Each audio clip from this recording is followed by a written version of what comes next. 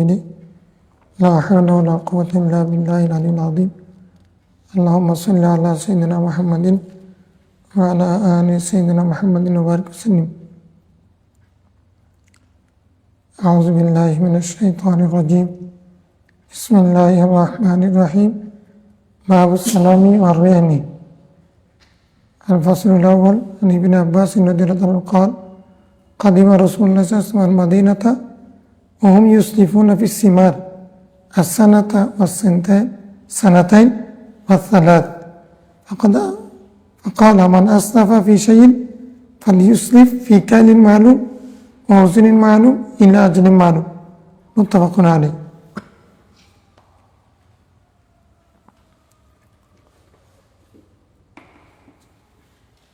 الحمد لله والصلاة والسلام على رسول الله صلى الله عليه وسلم السلام عليكم ورحمة الله وبركاته আলহামদুলিল্লাহ আজকে আমরা কিতাবুল বুয়ু বা ক্রয় বিক্রয় পর্বের একটা নতুন অধ্যায় পড়ব সেটা হচ্ছে বাইয়ে সালাম এবং বাইয়ের রেহন মানে একটা হলো বাইয়ে সালাম সালাম মানে একটা ব্যাখ্যা ব্যবসা বাকিতে ব্যবসা করা রেহান মানে বন্ধক দেওয়া সালাম মানে তসলিম করা সুবর্দ করা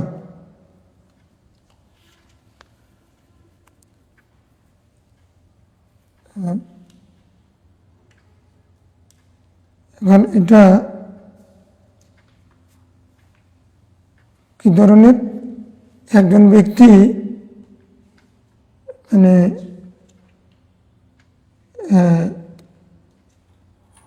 মূল্যদান করবে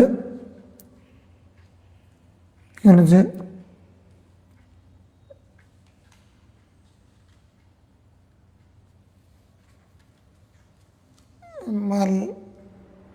মাল দিয়ে দিবে টাকা দিবে 1 বছর 2 বছর 3 বছর পরে বাকি দেবে ব্যবসা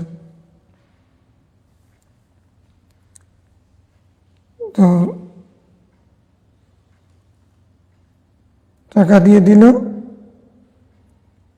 বিক্রেতার কাছে আমি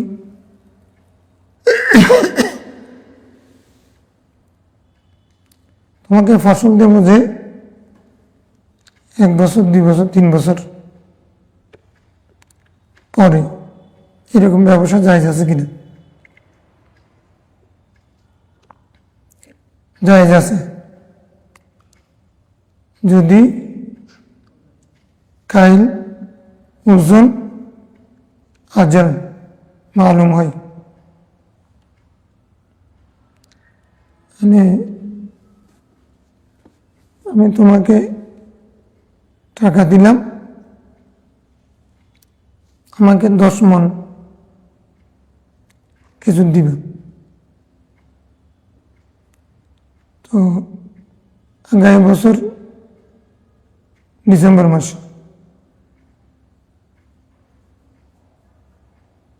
তাহলে 10 মণ অথবা 10 আরি কাইল কালমানি হলো যেটা তোমার নির্দিষ্ট বাটকারা দিয়ে মাপে মানে আরি সের বিভিন্ন পাত্র আছে না পাত্র দিয়ে এটা যেটা মাপে এটা হলো কাইল একটা হলো ওজন ওজন মানে এটা হলো তোমার কেজি হ্যাঁ আমরা যেমন এখন কেজি শেয়ার আছে এগুলো হলো ওজন ওজন করে যেমন 1 ভরি স্বর্ণ এটা ওজন কাইল মানে ধরো আমি নির্দিষ্ট কি আছে দুধ বিক্রি করে ধান বিক্রি করে আরি এগুলোকে কাইল বলে। এখানে ওজন এবং কাইল যে দেশে যেটা ব্যবহার হয় আর কি। আবার কাইল এটা আপেক্ষিক। আপেক্ষিক মানে একটা যদি হয়, আমাদের দেশের আরই একরকম, আরেক দেশের আরেক রকম হতে পারে না। তো এগুলো ওদেরও একটা নির্দিষ্ট মাপ থাকে। ধরো এরকম 10 কুশ মানে 11 হয়। যে দেশে যেরকম হিসাব করে সেই দেশের জন্য সেটা প্রযোজ্য। ভাইও জানে, মুস্তারিও জানে। সেই রকম কাইলি হোক ওজনই হোক, কাইলি হলো কাইল, জিনিসটা কাইলি পদ্ধতিতে বিক্রি হয়, বেচা বিক্রি হয়, অথবা ওজনই হলে ওজন দিয়ে মাপ হয়, বেচা বিক্রি হয়। তো কাইলি জিনিস হলো কাইলটা মালুম হতে হবে, যেমন আমরা আরই ব্যবহার করি। আর যদি মন ব্যবহার করলে মন, 40-এর 1 মন, কেমন? তারপরে টন ব্যবহার করলে টন, 100 কেজিতে 1 টন, 1000 টনে কেজিতে 1 টন, এগুলো হলো ওজন। তাই নিয়ে তুমি আগে টাকা নিয়ে নেওয়া, মাল পরে দেওয়া, এটা হলো তাসলিমুন মানে কিমা, তাসলিমুন কিমা আলা শর্তে আলা আইয়াশতারিতে আসামানা في بعد سنة أو شهر أو سنتين أو 3 سنوات। সুনির্দিষ্ট দিন, ক্ষণ, মাস, বছর, সুনির্দিষ্ট মাপ, ওজন ওর উপরে ভিত্তি করে এরকম বেচা বিক্রি জায়েজ আছে।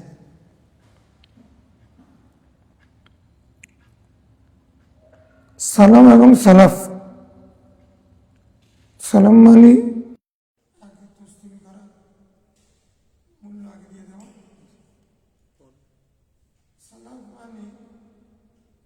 মাল পরে দেওয়া, কোনোটা একই অর্থে। কোনো সময় এরকম হয় যে মাল আগে নেওয়া, টাকা পরে দেওয়া, মাল আগে নিয়ে টাকা পরে দেওয়া, এটা তো আমাদের বাকি ব্যবসা ওইটা সব জায়গায় চালু আছে।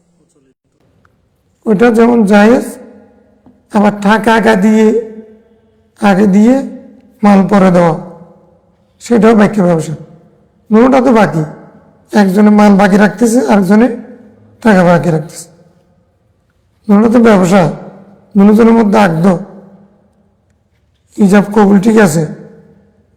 কেউ টাকা আগে দেয়, মাল পরে পাই, কেউ মাল আগে পাই নিয়ে যায়, টাকা পরে দেয়, বাকি ব্যবসাটা জায়েজ। ঋণ নেওয়াও জায়েজ, বাকি ব্যবসাও জায়েজ। তবে শর্ত হচ্ছে, একাধিক শর্ত আছে, তার মধ্যে মূল শর্ত হচ্ছে আলা কাইনি মালুম ওয়া ওজনি মালুম ওয়া আজানি মালুম। ইয়া আইয়ুহাল্লাযীনা আমানু ইযা তাদায়ানতুম বিদাইনিন ইলা আজালিন মুসাম্মা, আজাল মুসাম্মা হতে হবে। আমাদের দেশে আমরাও করি না, এটা ফিতনার জন্ম দেয়। আপন মানুষের মধ্যে বেশি কাছের মানুষের থেকে ঋণ নিলে সময় বেঁধে দেয় না, মানে জিজ্ঞাসা করবে না কখন দিবে। আপন মানুষের থেকে নিলে এটা কিন্তু আল কারজু মিকরাজুল মাহাব্বা, এটা কেন হয়? একটা কেন হচ্ছে এটা, আমরা অতি আবেগে বিবেককে বিসর্জন দিই সম্পূর্ণভাবে। যখন অতি প্রেম দেখায়, ভালোবাসা দেখায়, সেখানে ঝগড়া সৃষ্টি হয়। আমরাও সেটা অনেক সময় করি না, এটা শরীয়ত অ্যালাউ করে না। বাকি ব্যবসা জায়েজ, তবে দিনক্ষণ নির্দিষ্ট হতে হবে। আমি তোমার থেকে মাল নিলাম, কয় তারিখ টাকা দিবা? 1 তারিখ।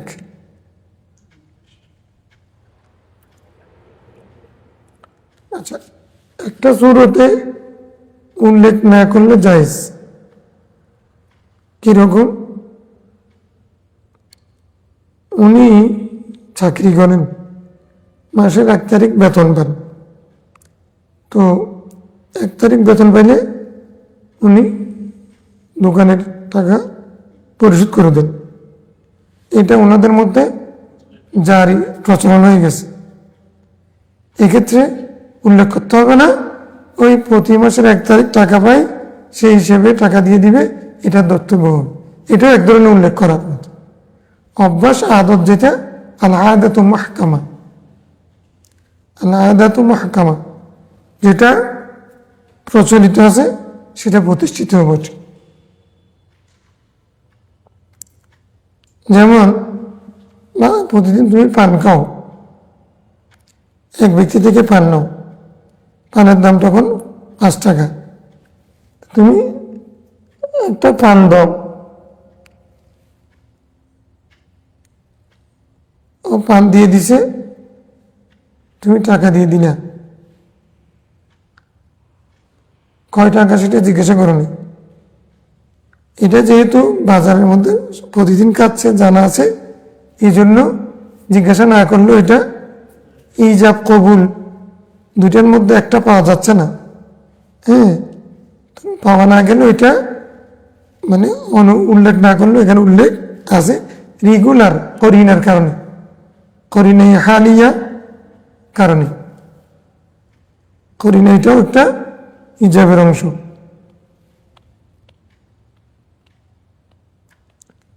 কেউ উভয়জনের পক্ষে কিছু বলা নেই, একজন শুধু টাকা দিয়ে দিছে, আরেকজনে মাল দিছে, কি নিবে সেটাও জিজ্ঞাসা করে নেই। রেগুলার যখন নেই, এটা মানে ও জানে, এও জানে, একবার যে চুক্তি করেছিল এটা তকরার হবে, এই জন্য এটা জায়েজ। তো তাহলে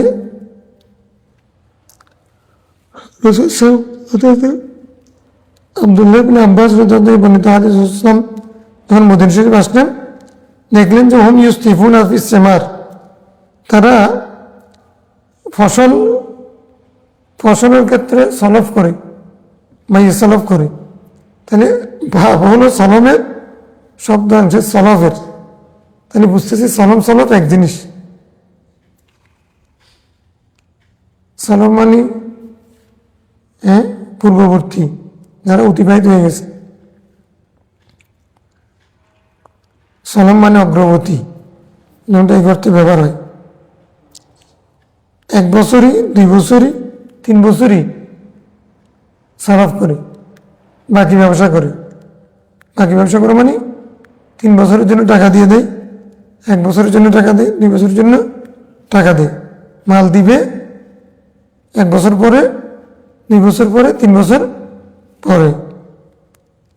ফাকালা মান আসলাফা ফি শাইইন, কেউ যদি কোনো পণ্যের ক্ষেত্রে কোনো বিষয় সলভ করো, ফালিউসলিফ, সে বাকি ব্যবসা করতে পারবে, ফি কাইলিন মালুমিন, সুনির্দিষ্ট মাপে, ওজনিন মালুম, নির্দিষ্ট ওজনে, ইলা আজালিন মালুম, সুনির্দিষ্ট সময়ের জন্য, মানে সময়টা নির্দিষ্ট হতে হবে। আমাদের ঝগড়ার মূল ভিত্তি কোথায়? আমরা যেখানে মানে লাজুক না হয়ে কথা বলার দরকার সেখানে চুপ থাকা, এটা একটা ঝগড়ার কারণ হয়। এটা অনেক সময় কটু, অনেক সময় এটাকে খারাপ লাগে, কিন্তু কিছু মানুষ বলে না যে সামনে বলা ভালো, পরিষ্কার বলা ভালো, এরকম করে বলে দিই অনেকে। হ্যাঁ, মাইন্ড করো না বলে দিই, এটা শরীয়ত সম্মত, নাহলে পরে ঝগড়া হবে। আচ্ছা, তুমি বাকি খাইলে 1 মাসের জন্য, 1 মাস পরে তুমি দিতে পারলে না, 1 তারিখ দেওয়ার কথা ছিল, এখন তুমি ওই 1 তারিখ তোমার টাইম, তোমার জন্য এটা জায়েজ, 1 তারিখ দিতে পারতেছো না, তুমি আবার গিয়ে টাইম বাড়াতে পারবে। ও যখন রাজি হবে, এখন রাজি না হলে তোমার বিরুদ্ধে মামলা দায়ের করতে পারবে, মোকদ্দমা দায়ের করতে পারবে। যদি ও রাজি হয়, আবার 1 মাস টাইম বাড়াইল, এটা আবার নতুনভাবে চুক্তি হলো, মানে আজল বাড়ানো, এটা জায়েজ আছে। কিন্তু তুমি যখন ব্যবসা প্রথম থেকে বাকি করবা, আজল মালুম হতো।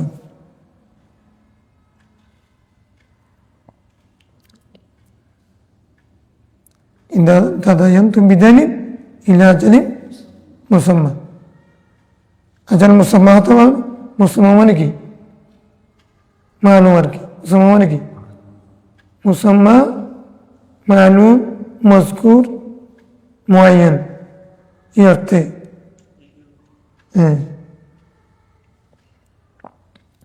মজহুল হতে পারবে না। মজহুল কোন সময় দেবো কোনো কথা নেই, আমি তোমাকে টাকা পরে দেবো, তো পরেটা তো কিয়ামত পর্যন্ত সময় থাকবে। হ্যাঁ, আমি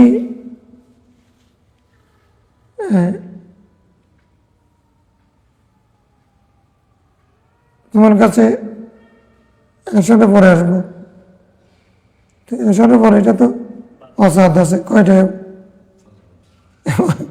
হাজার জন্য ঝগড়া লাগবে। ও বসে আছে, কিরে আসার পরে বলছিল, আসার ওইটা ফজর রাখবেন না, এসে আছে না, ও তো পরে দিও, মানে পরে দেবো। এ যদি পরে তাহবিল করে, আমি তোমার পরে মানি, মতের পরে দেবো, কেমন কাই বলে তারপরে দেব, পরের তো কোনো শেষ নেই। এই জন্য আজল কি হতে হবে? মালুম হতে হবে।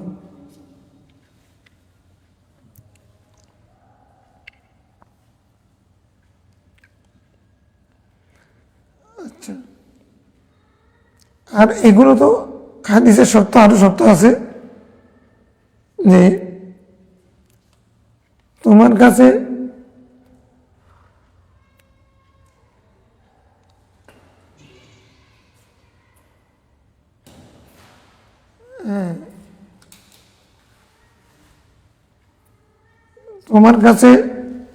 বাগান আছে কিনা,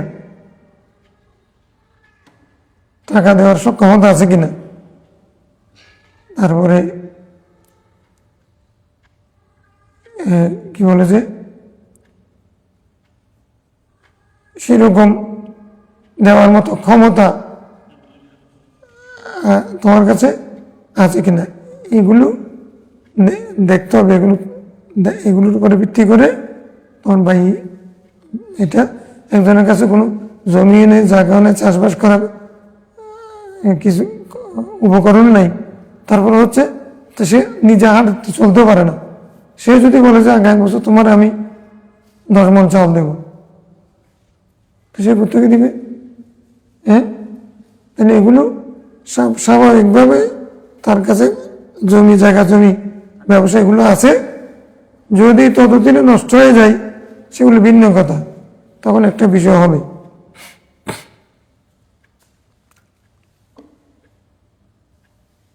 তারপরে তুমি দোকান থেকে বাকি খাচ্ছ, আমাকে বাকি দেন, তুমি দিবে কেমনে?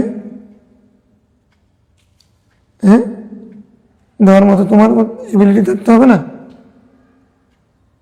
যে ব্যক্তি যতটুকুন ক্ষমতাবান তাকে ততটুকুন বাকি খেতে হবে। তোমার কাছে কোনো তোমার নাম দাম নাই, পরিচয় নেই, তুমি কি এদেশি না নাকি রোহিঙ্গা?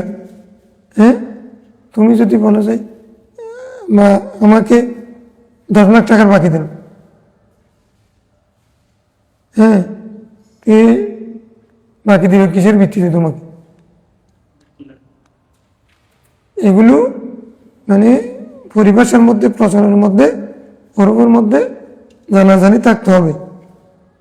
তোমার মধ্যে সেরকম দেওয়ার মতো ব্যবসা করো, বাণিজ্য করে, এগুলো সবাই জানে। হ্যাঁ, এরপরে যদি বেশ কম হয়ে যায় সেটা হলো ভিন্ন কথা। তোমার চাকরি আছে, মাসের শেষে তুমি বেতন পাও, এটা জানে, সে হিসেবে তোমাকে বাকি দিবে। তুমি যদি চাকরি নেই, বাকি নেই, কিছু নেই, তোমার দোকান থেকে বাকি খেয়ে তার দোকানটা তো ফুটে দিবি, লাটে উঠবে, বান্ধব।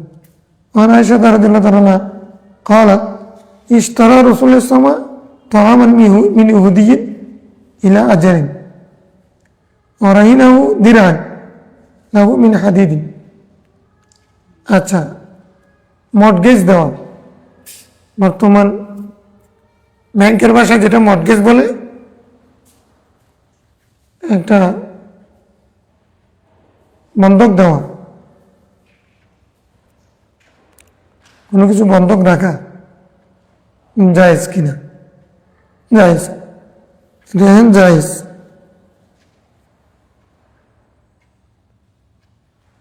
ফারিহান মাকবুদ, ফারিহান মাকবুদ وإن كنتم على صبر ولم تجدوا كاتبا فرهان مقبوض।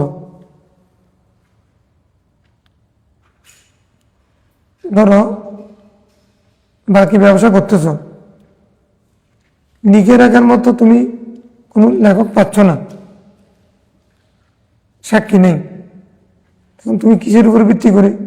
লেখকও নাই, সাক্ষী পাওয়া যাচ্ছে না, তখন তুমি কিসের উপর ভিত্তি করে তাকে বাকি দিবে? তাহলে কোনো একটা জিনিস মর্টগেজ দাও, মর্টগেজ দেওয়া এটা রাসূল সাল্লাল্লাহু করেছেন। কিরকম? এক ইহুদি থেকে রাসূল সাল্লাল্লাহু কিছু খাবার নিলেন, তখন টাকা ছিল না, রাসূল সাল্লাল্লাহু বলছেন ইলা আজাল, ও মুক্তারিক পর্যন্ত আমি তোমাকে বা এতদিনের জন্য আমি তোমার থেকে বাকি নিলাম। ওরাহিনা উদিরান, রাসূল সাল্লাল্লাহু তাকে লাহু মিন হাদিদিন, তার নিজের মালিকানাধীন লৌহ বর্ম, লৌহ বর্ম মানে লোহার অস্ত্র, উনি কি দিলেন? বন্ধক দিলেন, মর্টগেজ দিলেন।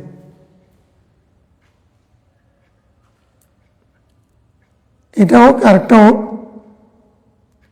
রাসূল ইসলাম এটা শুনাইতে পারেন নাই, ইন্তেকাল হয়ে গেছে, সিদ্দিক আকবর আমলে এটা উনি সুরাই দিয়েছেন।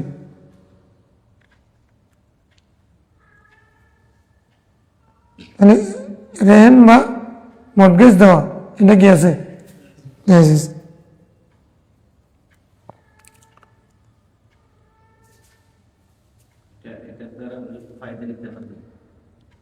ফায়দার মশলা ভিন্ন আসবে। وأنها قالت توفي رسول الله ودرعه مرهونة, বলতেছে হাদিসটা, রাসূল সাল্লাল্লাহু ইন্তেকাল করেছেন, তারপরে তার ওই বল্লমটা বন্ধক ছিল এক ইহুদির কাছে। কত? বিসালাসি না সামি শাহিন, 30 সা, মানে প্রায় 70 কেজি ভুট্টা তার নিয়েছিলেন। ওটার বিনিময়ে তিনি একটা বন্ধক ইহুদির কাছে বন্ধক নিয়ে গেছেন। এমন অবস্থায় উনি ইন্তেকাল করেছেন।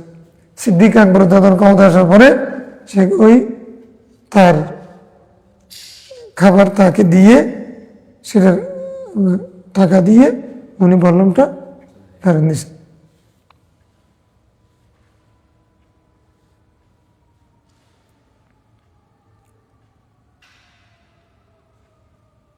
عن أبي هريرة رضي الله عنه قال قال رسول الله صلى الله عليه وسلم الزهر يركب بنفقته إذا كان مرهونا ولا غلب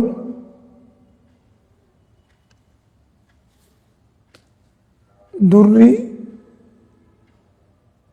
يشرب بنفقته إذا كان مرهونا وعلى الذي يركب ويشرب النفقة رواه البخاري. আবু হুরায়রা রাদিয়াল্লাহু আনহু বর্ণিত হাদিস, রাসূল বলছেন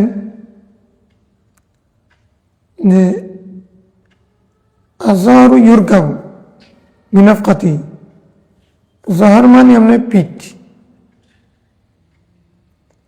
এখানে হচ্ছে যেই পশুর উপরে সওয়ার হওয়া যায়, বাহন হিসেবে যে পশু ব্যবহার হয়, ওই পশু বাহন হিসেবে ব্যবহার করা যাবে।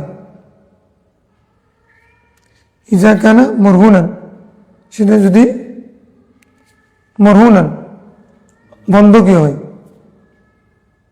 শর্ত কি মিনাফকাতিহি, নাফকার শর্তে। ওই ঘোড়া, ওই উট, ওটার খরচ তুমিই চালাবে, তার খাবার দাবারের ব্যবস্থা তোমার।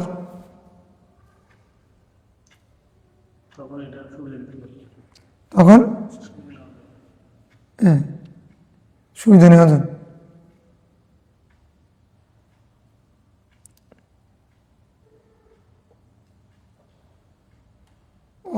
দুর্রি মানে পশুর দুধ, ইউশরাব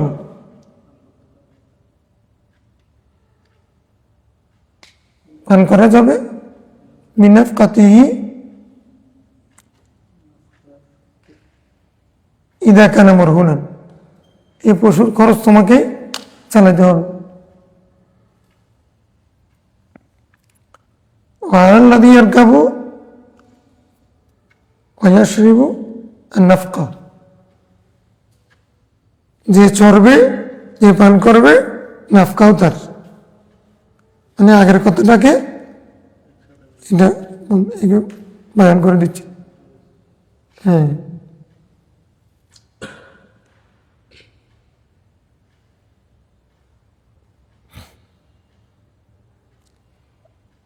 এখন আবার প্রশ্ন আছে,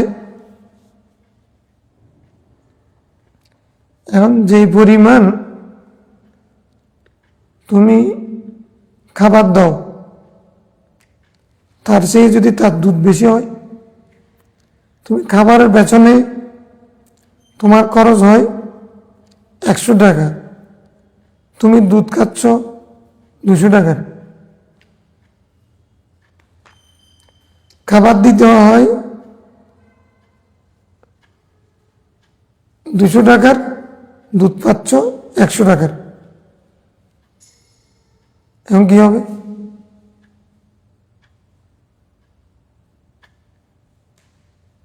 এক্ষেত্রে মানে যদি এটার পেছনে দুধ বেশি পাও, বাকি খরচের বাইরের যেই অতিরিক্ত পাও সেটা রাহেনের, মানে যিনি বন্ধক রেখেছেন তার মালিকের। আর যদি এটার পেছনে দুধের তুলনায় খরচ বেশি হয়, তখন তাকে এটার খরচ দিতে হবে। তুমি যখন জিনিসটা নিয়ে যাইবা, তার পেছনে এটার জন্য যে খরচ, সেই টাকাটাও দিয়ে যেতে হবে। এটা পশু হলে পশুর মতো, জিনিস হলো জিনিস যেটা যেরকম হয় আর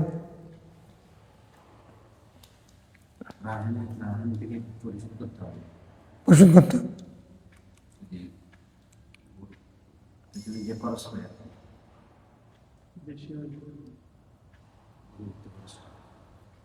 এটা যে জিনিস যেরকম সেটার জন্য সে প্রযোজ্য, যেটার জন্য যেটা প্রযোজ্য।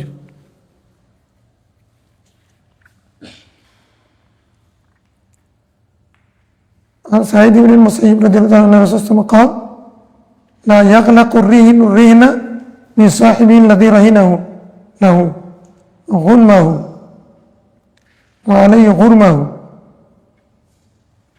এই হাদিস দিয়ে একটা হাদিস পরিষ্কার হয়, মানে বন্ধক দেওয়া এটা আর বন্ধকি জিনিস থেকে মালিককে বাধা দিবে না। আল্লাযী রাহিনাহু লাহু, যাকে বন্ধক দেওয়া হয়েছে তার থেকে মালিককে বাধা দিতে পারবে না। লাহু গুনমুহু, অতিরিক্ত যেটা সেটা রাহিনের, আলাইহি গুরমুহু, যদি সেটা যদি ধ্বংস হয়ে যায় সেটা সে দায়িত্ব তার। মানে একটা হচ্ছে আল্লাযী রাহিনাহু লাহু, যার জন্য যাকে বন্ধক দিয়েছে সেই ব্যক্তি এর সুবিধাটা নিতে পারবে, আর যদি সেটা নষ্ট হয় সেটা তার কাছে থাকবে। তুমি রেহেন এটা আমানতের মতো। বিস্তারিত মাসালা আছে ফিকহের কিতাবের মধ্যে, কখন মানে তোমাকে এটার ক্ষতিপূরণ দিতে হবে, কখন দিতে হবে না। তুমি আমার কাছে বন্ধক রাখা মানে এটা তোমার কাছে আমানত, এটা তোমার কাছে যদি ধ্বংস হয়, নষ্ট হয়, তাহলে তোমাকে এটার ক্ষতিপূরণ দিতে হবে। এখন নষ্ট হওয়ার তো বিভিন্ন প্রকার আছে। তুমি আমার কাছে একটা জিনিস রেখেছ, সেটা চুরি হয়ে গেছে। পশু রেখেছ, সেটা বাঘে খেয়ে ফেলছে। খাবার রেখেছ, সেগুলো বাতাস উড়ে নিয়ে গেছে অথবা ঘূর্ণিঝড়ে নষ্ট হয়ে গেছে। তাহলে এক একটা স্রোত এক এক রকম। তো ওয়ালাই হর্ম মানে তার ক্ষতিপূরণও যে মানে মোরতাহিনের দায়িত্বে থাকবে, যে বন্ধক নিয়েছে তার দায়িত্বে। আর এটার লাভ যেটা, উপকার যেটা সেটাও তার জন্য। তার মানে এটা খরচের উপরে ভিত্তি করে। তুমি যদি সেটা খরচটা চালাবা, সেটাতে যে উপকার আসে সেটা তুমি পাবে। গুনমুহ মানে তার নাফা, গুরমুহ মানে তার ক্ষতিপূরণ।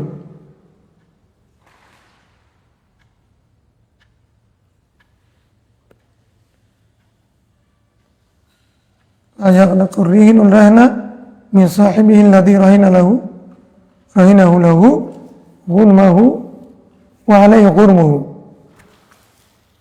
মানে বন্ধক দেওয়া এটা বন্ধকি জিনিস থেকে তার মালিককে বাধা দিবে না, যে আল্লাযী রাহিনাহু লাহু, যাকে বন্ধক দেওয়া হয়েছে, মানে মুরতাহিনকে মালিক থেকে বাধা দিবে না মরহু জিনিসের নাফা নেওয়া থেকে। তবে তার উপরে আবার ক্ষতিপূরণের দায়িত্ব থাকবে। তার সোজা কথা হলো, তুমি উপকার যেমন নিবা, ক্ষতিপূরণ তোমাকে দিতে হবে।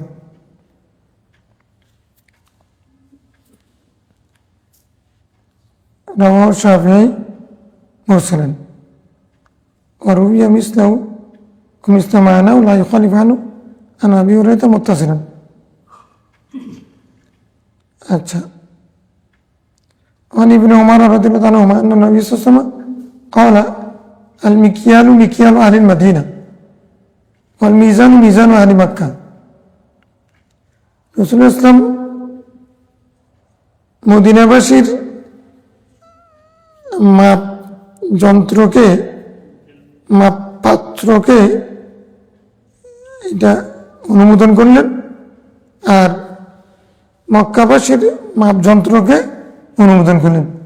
অর্থাৎ মদিনাবাসীরা চাষাবাদ করত, তো যারা চাষাবাদ করে তারা মাপে কি দিয়ে কাইল করে পাত্র দিয়ে, মানে ধরো আমাদের দেশে আগে এখনো করো তো তোমার কি বলে যে পানির গ্লাস, পানির জগ আছে, গ্লাস আছে, বেতের আড়ি আছে, সিঁড়ি আছে, এগুলো দিয়ে মাপা, এ কাইল করে এটাকে কাইল বলে। তো মদিনাবাসী যেহেতু চাষাবাদ করত, ওরা মাপত এইভাবে। মক্কাবাসী ছিল ব্যবসায়ী,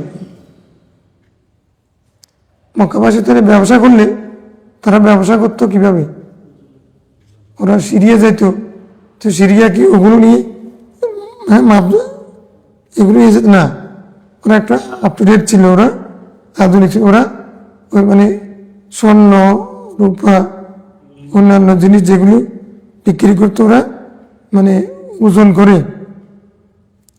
ওজন মানে কেজি শের, হ্যাঁ ধরো দিনার দিরহাম, এগুলো মাপ পাল্লার মধ্যে যেটা করে আর কি, পাল্লা দিয়ে পাল্লাতে যেটা করে সেটাকে ওজন বলে, পাল্লাতে যেটা করে এটা ওজন, পাত্রে যেটা করে সেটা কাইল।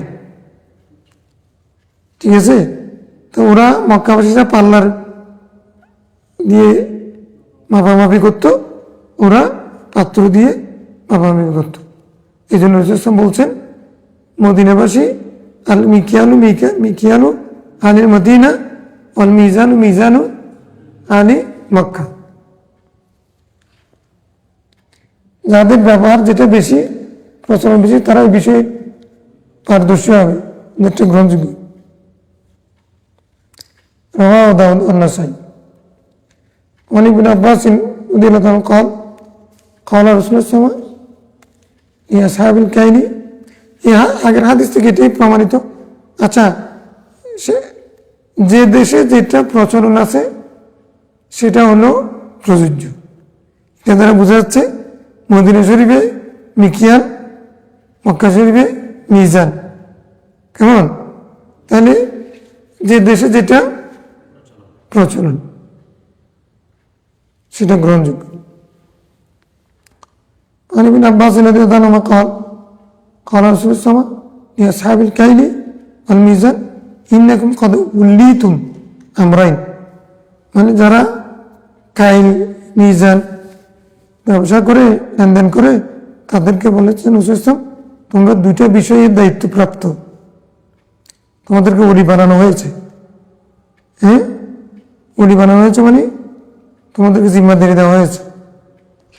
কিসের কিসের? হালাকাত ফিহিমাল উমাম আস-সাবিকা, যেগুলোর ক্ষেত্রে পূর্ববর্তী জাতি ধ্বংস হয়ে গেছিল।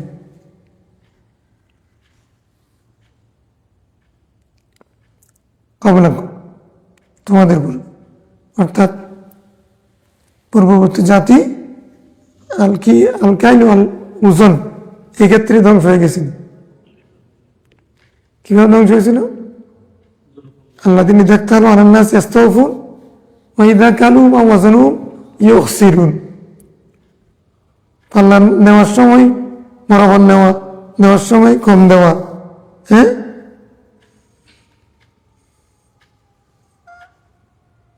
আল্লাহ তুখসিরু ফিল মিজান, আল্লাহ তুখসিরু ফিল মিজান। পূর্ববর্তী জাতি ধ্বংস হওয়ার কারণ হচ্ছে কি, তারা কি করত, মাপের ক্ষেত্রে বেশ কম করত, মাপে কম দেওয়া, আরেকজনকে ঠকানো, মুতাফিফিন যারা, তারা ধ্বংস হয়ে গেছিল এটার কারণে। এই বিষয়ে তোমরা দায়িত্বপ্রাপ্ত। অর্থাৎ উম্মতে মুহাম্মদী যারা হবে তারা এই চরিত্রের অধিকারী হতে পারবে না। নেওয়ার সময় বরাবর নেওয়া, দেওয়ার সময় কম দেওয়া, এটা পূর্ববর্তী ধ্বংসপ্রাপ্ত জাতির চরিত্র, তোমাদের চরিত্র না। আমাদের মধ্যে তো এটা এখন নাই না, উল্টো হয়ে গেছে, বরাবর উল্টো হয়ে গেছে। এই জন্য আল্লাহ উল্টা দিছে আর কি। ইমানের উপরে ভিত্তি করে, তোমাদের ধর্মের উপরে ভিত্তি করে তোমাকে আল্লাহ শুধু ক্ষমতা দেবে না, চরিত্রের উপরে ভিত্তি করে। কারণ যখন তোমাদেরকে দায়িত্ব দেওয়া হয়, তোমরা নামাজ কায়েম করবে, যাকাত আদায় করবে, তাহলে যদি শুধু ইমানদার হলে তো তোমরা সেটা আল্লাহ তোমাদেরকে সেটার উপরে ভিত্তি করে দিত। আল্লাহ বলছেন যদি তোমরা বেশ কম করো, যাদেরকে আল্লাহ দিন মাক্কান্নাফিলাদি আকামুসসালাতা ওয়া আতুজ যাকাত, তাদেরকে যখন আল্লাহ ক্ষমতা দেন তখন তারা কি করেন, নামাজ কায়েম করেন, যাকাত আদায় করেন, মানে আল্লাহর হক আদায় করেন, বান্দার হকও আদায় করেন। যখন তার অর্থ কি দাঁড়াচ্ছে, যদি আল্লাহ তখন তোমাদের থেকে ক্ষমতা নিয়ে নেবেন, তখন তোমরা আল্লাহর হক নষ্ট করবো, বান্দার হক নষ্ট করবো। এই জন্য আল্লাহ আমাদের থেকে নেতৃত্ব ছিনিয়ে নিই, আল্লাহ নেতৃত্ব নিয়ে ফেলছে।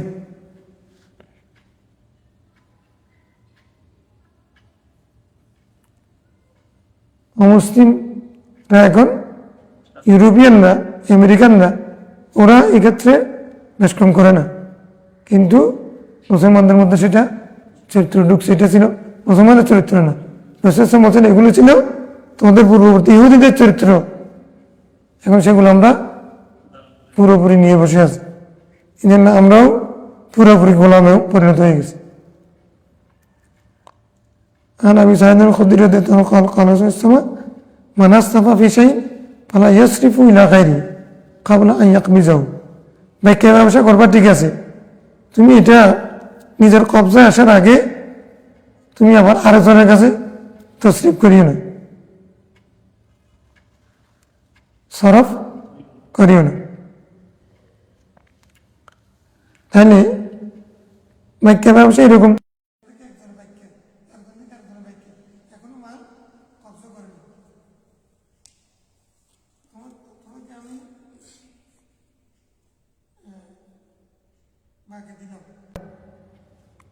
মানলাম,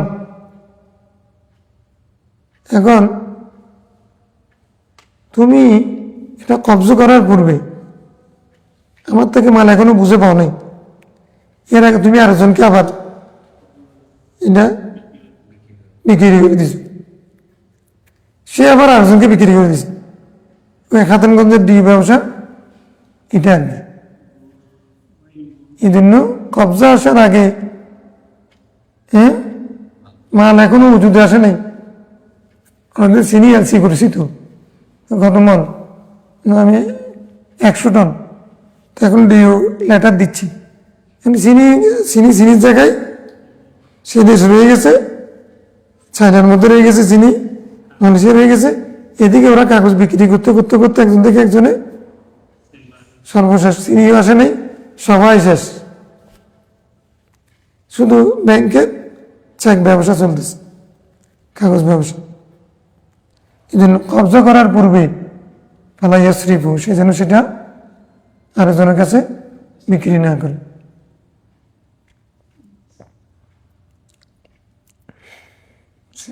বাউল ইহতিকার, গুদামজাত, শেল্টার, গুদামজাতকরণ সম্পর্কে হাদিস। ছোট বাপ عن معمر رضي الله عنه قال قال صلى الله عليه وسلم من احتكر فهو خاطئ যে ব্যক্তি ইহতিকার করলো সে গুনাহগার খাতি মানে গুনাহগার গুনাহগার মানে এখানে কবিরা গুনাহ হবে খাতির মানে কি তা ভুল করলো এরকম না সে গুনাহগার মানে কবিরা গুনাহগার হবে তবে আরো বিস্তারিত আছে সহজ হবে না ইহতিকারের প্রকারভেদ আছে উদ্দেশ্য আছে খাদ্যকে গুদামজাত করা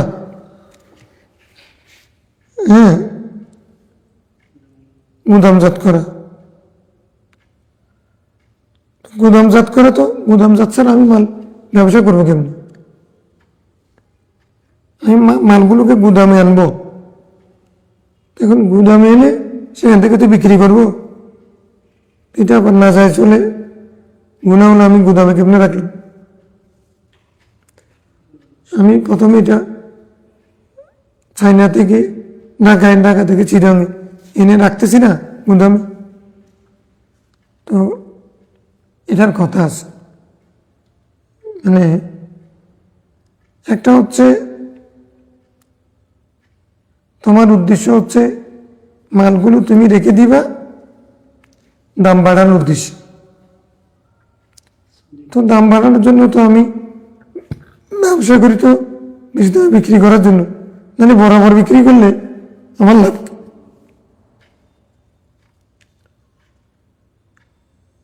যে তুমি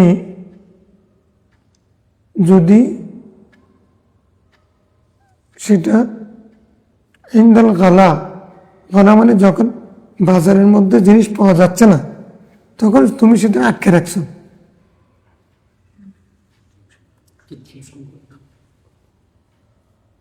সংকট যখন সংকট ওই মালের সংকট চলছে তুমি তখন সেটা গুদামজাত করতেছো আরো বাড়ানোর জন্য এটা যদি হয় আসিম সে গুনাহগার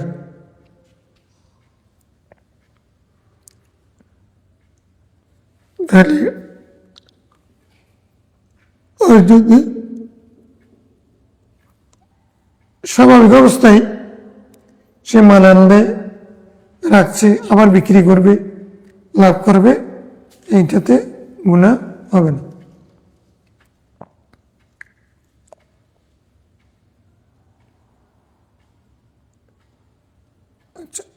মুসলিম হাসানাস করে হাদিস ওমর কানাত আমওয়ালু বনি নদীর ফি বাবিল ফাই ইনশাআল্লাহ বনি নজিরের কিছু মালের একটা বিষয় হাদিস আছে সেটা ফাইয়ের বাবের মধ্যে উল্লেখ করবেন বলতেছেন এই হাদিস একটা হাদিস দিয়ে প্রথম বছর শেষ মানে প্রথম পর্যায়ের হাদিস একটা পাওয়া গেছে মুসলিমের হাদিস দ্বিতীয় হাদিস হযরত ওমর রাদিয়াল্লাহু আনহু থেকে আল জালিবু মারযুকুন ওয়াল মুহতাকিরু মালউন আল জালিবু মারযুকুন যে ব্যক্তি দ্রুত বাজারের দিকে মাল নিয়ে যাবে বাজারে দ্রুত মাল নিয়ে যায় জলব লা জালাবা ওয়ালা জালাব তুমি বেশি অ্যাডভান্স হওয়ারও দরকার নেই আবার লুকিয়ে থাকারও দরকার নেই তুমি আগ বাড়িয়ে তার থেকে তোমার বেশি আদায় করা দরকার নেই আর তুমি কালেক্টরের কাছে তোমার জাকাতের মাল গোপন করা দূরে রাখা এই যে ছাগল কতগুলো এগুলো আছে কতগুলোকে করছে কি ওখানে একবারে পাহাড়ের টিনের উপরে পেছনে পাঠিয়ে দিছে কালেক্টর যখন আসছে তখন পেছনে পাঠিয়ে দিছে না দেখার জন্য কয়টা আছে ছাগল আমার কাছে 40টা আর 40টা পাহাড়ের পেছনে এটা জনক আর জনক কি যেন বলে কালেক্টরে বলতেছে একটা কাজ করো তোমার ছাগল যেগুলো আছে ওগুলোর মধ্যে মেরাটের এগুলো বাদ দাও, ভালো ভালো তাজাগুলো আনো। তো মেরাগুলো কি করবে? সরকারি মানুষ, এই জন্য ভালো ভালোকে দিয়ে দাও। লা জ্বালাবা লা জানাব, এটা হাদিস, এটা জামে হাদিস। জাল মানে জলদি করা,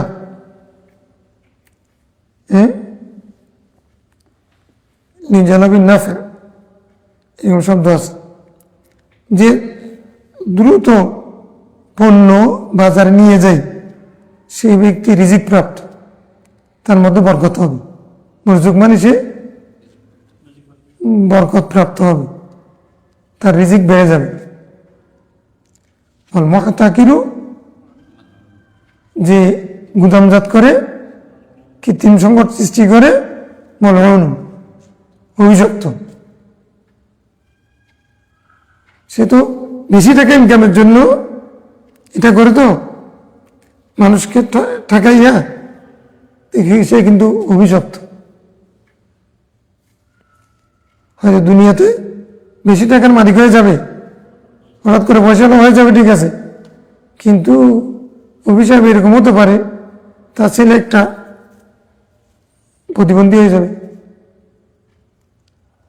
এখন তাহলে তুমি টাকা দিয়ে কি করবে? ক্যান্সার ধরা পড়ছে, কিডনি নষ্ট হয়ে গেছে, অভিশপ্ত।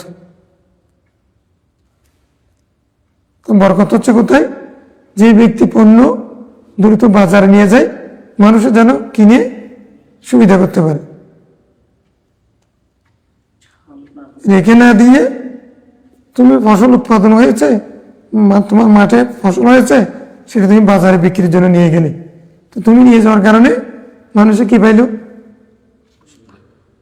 মানুষে মার্কেটে বাজারের মধ্যে মানে পণ্যের সংকট হলো না। এই জন্য আল্লাহর পক্ষ থেকে সে তার রিজিকের মধ্যে বরকত হবে। আর যে আটকায় রাখলো, কৃত্রিম সংকট সৃষ্টি করলো, তার উপরে আল্লাহ লানত।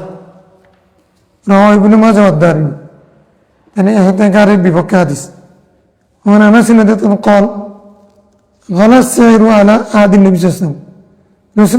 যুগ এক সময় মানে মূল্যবৃদ্ধি দেখা দিল, পণ্যের দাম বেড়ে গেছে, বাজার মূল্যবৃদ্ধি দেখা দিল। ক্বালু ইয়া রাসূলুল্লাহ সাঈর লানা, আপনি আমাদের জন্য মানে মূল্য নির্ধারণ করে দেন, ফিক্সড প্রাইস করে দেন।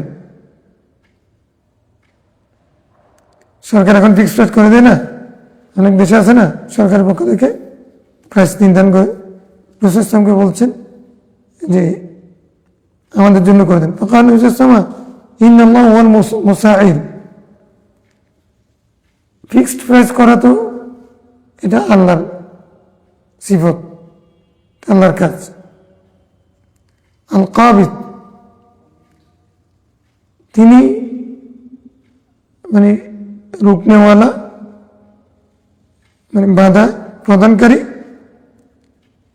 আটকায় রাখতে পারেন। আল বাসিত, তিনি প্রশস্ত করতে পারেন। আর রাযাক, তিনি রিজিক দাতা। ওয়াইন্নী লারজু, আর আমি আশা করছি যে আন আলকা রব্বি, আমার রবের সাথে আমি সাক্ষাৎ করব। ওয়ালাইসা আহাদুন মিনকুম ইয়াতলিবুনি মুজলিমাতিন বিদামিন ওয়ালা মালিন, আমি আল্লাহর কাছে আশা করছি যে আমি মারা যাব, আমার রবের সাথে সাক্ষাৎ করব, তোমাদের কেউ আমার কাছে তলব করবে না, দাবি করবে না, কোনো জুলুমের প্রতিকারের দাবি করতে পারবে না। জুলুম এটা বিদমিন, জানের উপরে জুলুম, বিমালিন, মালের উপরে জুলুম। অর্থাৎ আমি কারো জানের উপরে, মালের উপরে জুলুম করে দুনিয়া থেকে চলে যাচ্ছি, সেই সময় আমার কাছে কেউ যেন দাবি করতে না পারো, হ্যাঁ আমি আপনার কাছে উনি মারা গেছেন, যে আমার জানের ফিদিয়া দাও, আমার সন্তানের অথবা আমার মাল উনি ধ্বংস করেছেন সেখান থেকে সেটা দিয়ে দাও, এরকম যেন না হয়। আমি মারা যাব, কেউ যেন জানাজার মাঠে বলতে না পারে উনি ওনার থেকে আমি এত টাকা পাবো, হ্যাঁ আমার টাকা মেরে দিয়েছেন, অথবা উনি আমাকে আমার বাচ্চাকে হত্যা করেছেন, এরকম যেন কেউ বলতে না পারে। তো এটা কি হাদিস? তো সাহাবাইকরাম বলেন আমাদের জন্য মূল্য নির্ধারণ করে দেন। আর রাসূল সাল্লাল্লাহু আলাইহি ওয়াসাল্লাম বলছেন না, আল্লাহ হচ্ছে না আসলে মূল্য নির্ধারণকারী, তাহলে ফিক্সড প্রাইস করে দেওয়া সরকারের পক্ষ থেকে এটা না ভালো? আমরা দেখতেছি ফিক্সড প্রাইস ভালো।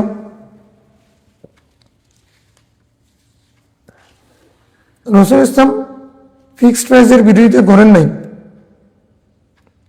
মৌলিকভাবে মূল্য নির্ধারণ হয় মালের অ্যাভেলেবল হওয়া না হওয়ার উপরে। বাজারের মধ্যে কোনো খাবারই নেই, তুমি প্রাইস ফিক্স করে দিলে।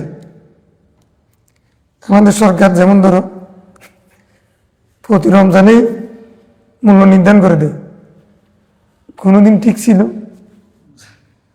সরকারে মূল্য নির্ধারণ করে দিয়ে কোনো সময় ওই মূল্যে মাল বিক্রি করতে পারছে?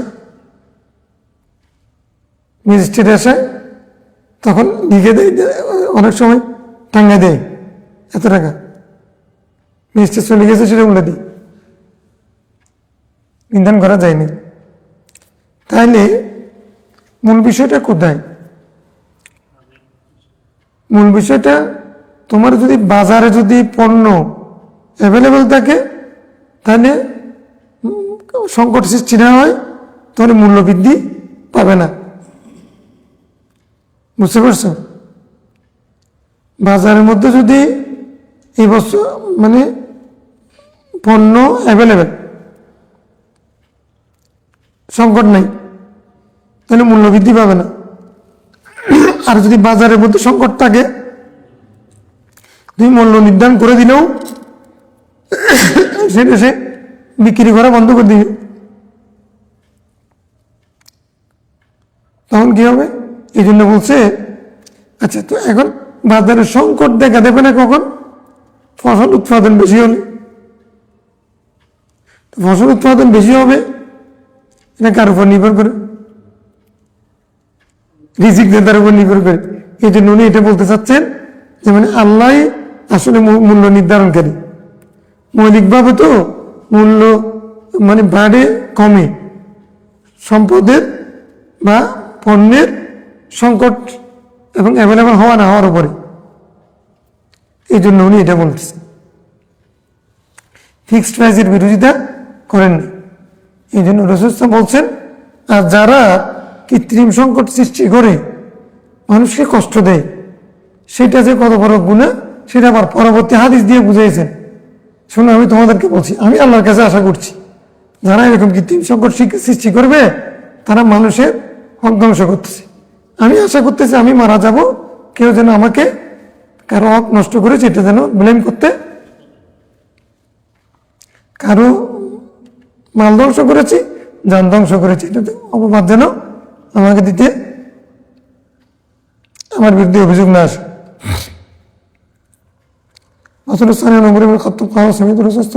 এখন মানে টাকার আলা মুসলিমিন তাহামাও ধরাবা আল্লাহ বিল জুজাব বলে ফ্লাস। দেখো, কেউ যদি মুসলমানদের সমাজ ব্যবস্থায় তাদের খাদ্য সংকট সৃষ্টি করে, সংকটের জন্য খাদ্য গুদামজাত করে রাখে, ধরাবা আল্লাহ, আল্লাহ তাদেরকে শাস্তি দেবেন। জুজাম, জুজাম মানে কি? সোয়া শুরুকে জুজাম মানে কি? মানে মহামারী দিই। সোয়া শুরু মানে আউযুবিকা মিনাল বারাসি ওয়াল জুনুনি ওয়াল জুজাম। জুজাম মানে কি বোঝায়? সোয়া শুরু বলেন। তো সোয়া শুরু মানে যেটা ছড়িয়ে পড়ে, তো ছড়িয়ে পড়লে এটা কি হয়? মহামারী বলেন। একজন থেকে আরেকজনের কাছে যদি ছড়িয়ে পড়ে তখন সেটা মহামারী বলেন। মহামারী দিয়ে মানে ইফলাস, মানে দারিদ্র দিয়ে। ইফলাসের একটা হচ্ছে দারিদ্র, একটা হচ্ছে দেউলিয়া। দেউলিয়া এই জাতি, এটা দেউলিয়া হয়ে যাবে। ইফলাস মানে গরিব হয়ে যাও, ফুলুস মানে টাকা, ইফলাস ভাবে ইফলাস আসলে স্বল্প মাখস, গরিব হয়ে যাও। দারিদ্র আর মহামারী দিয়ে আল্লাহ তাদেরকে কি দেবেন? শাস্তি দেবেন। মহামারী কি এখানে শাস্তি দেওয়া। অনিবিন ওমর মানে তাকারা তামান আর বাহিনা ইয়মান। এখানে একটা মাসাব আসবে, তুমি লাভের জন্য 40 দিন পর্যন্ত, সর্বোচ্চ 40 দিন পর্যন্ত খাদ্য গুদামজাত করতে পারবে। 40 দিনের কম। তো যদি 40 দিন পর্যন্ত করো, এটা অপরাধের মধ্যে হবে। বুঝলেন? এটা একটা ভিক্ষা আর কি, এতে গাড়ি 40 দিন পর্যন্ত খাদ্য গুদামজাত করে রাখলো। তো আবার বলতেছেন বিরোধী বিহীন খালা, সংকট সৃষ্টি করা হলো তার উদ্দেশ্য। তাই নিয়ত হবে কি? গালা, সংকট সৃষ্টি করা, মূল্য বৃদ্ধি। গালা হলো একটা গুলু, গুলু থেকে গালা মানে মূল্য বৃদ্ধি। কৃত্রিম সংকট সৃষ্টি করে মূল্য বৃদ্ধি, এটা উদ্দেশ্য হবে। গুলু মানে জানো তো, গুলু মানে বাড়াবাড়ি করা, বৃদ্ধি করে দেওয়া। ফাকাদ বারিআ মিনাল্লাহ, সে আল্লাহ থেকে মুক্ত, মানে মাহরুমুন মিন রাহমাতিল্লাহ, আল্লাহ জিম্মা থেকে সে আল্লাহ থেকে দায়মুক্ত হয়ে গেছে। আল্লাহ তার দায়িত্ব নেবেন না। ও বারি আল্লাহ মিনু, আল্লাহ তার থেকে মুক্ত, সেও আল্লাহ থেকে মুক্ত। আল্লাহর সাথে তার কোনো সম্পর্ক নেই। رواه رزين. وعن معاذ بن جبل قال سمعت الرسول يقول بئس العبد المحتكر, যারা গুদামজাত করে তারা কতটা নিকৃষ্ট বান্দা। আল আরখাসাল্লাহ আল আসহার হাজিনা ওয়াইন আগলাহা ফারিহা। ইন আরখাসাল্লাহ, ইন হবে আল্লাহ যদি মূল্য কমাই দেয়, হাজিনা তখন সে পরেশান হয়, দুঃখিত হয়। ওই না আগলাহা, যখন সেটা বাড়িয়ে দেয় তখন সে খুশি হয়। তাহলে মূল্য বাড়িয়ে দেওয়া, মূল্য কমিয়ে দেওয়া, এটা আল্লাহর দিকে নিসবত কেন করেছেন? ফসল বেশি হওয়া, ফসল কম হওয়া, সেটা আল্লাহর হুকুমে হবে। ফসল কখন বেশি হবে? বৃষ্টি যখন হবে। যে বছর বৃষ্টি হয় নাই তখন ফসল হবে, বৃষ্টি কার হুকুমে হবে?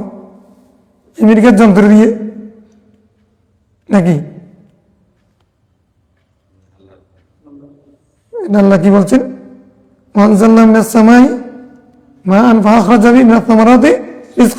তাহলে ঘুরে ফিরে এই সংকট সৃষ্টি না হওয়ার মূল কোথায়? উপরে। সেজন্য বলছে যে ওই বান্দা কতটা নিকৃষ্ট যে আল্লাহ যখন মূল্য কমাই দেন তখন সে অসন্তুষ্ট হয়, যখন বাড়িয়ে দেন তখন সে সন্তুষ্ট, খুশি হয়। তার মানে হলো সে যখন বেশি লাভে বিক্রি করতে পারে, মানুষ কষ্ট পায়, তখন সে খুশি হয়। আর যখন লাভ কম হয়, অ্যাভেলেবেল বাজারের মধ্যে মাল আছে, তখন সে নাখুশ হয়। মানে দিনে দিনে কোটিপতি হতে পারতেছে না, এই জন্য নাখুশ হচ্ছে। ব্যবসা করলে তো লাভ একটা আসবে, কিন্তু জিজিএনের মতো ব্যবসা করে, ইয়াবা ব্যবসা করে তুমি রাতারাতি পয়সা হয়ে যাওয়া, এটা তো রহমত না। মানে এটা গুদামজাতের কারণে, কৃত্রিম সংকটের কারণে এরকম হয় আর কি। সংকট সৃষ্টি করে বাংলাদেশের মধ্যে তো বেশিরভাগ এরকমই হয়, ঠিক না? তো এটা বিশাল আব্দু। মানুষ যদিও বা তাকে অনেক সম্মান করতেছে, গাজী সাহেব বলে ফার্ম দিচ্ছে, মানে সম্বর্ধনা দিচ্ছে, বলেছে লোকটা কতটা নিকৃষ্ট, লোকটা কতই না, রাসূল ইসলাম বলছেন নিকৃষ্ট, তোমরা ওকে শ্রেষ্ঠ বলে যত না তার পেছনে স্লোগান দিনে দাও না কেন? সোহাবিল ইমান ইমাম বাইহাকি রাজিন ফি সুনানি وعن أبي أمامة رضي الله عنه الرسول صلى الله عليه وسلم قال من احتكر طعاما 40 يوما ثم تصدق به لم يكن له كفارة। যাই হোক, আমার প্রথম হাদিসটা মুখস্থ আছে, শেষ হাদিসটা মুখস্থ ছিল এ প্রসঙ্গে।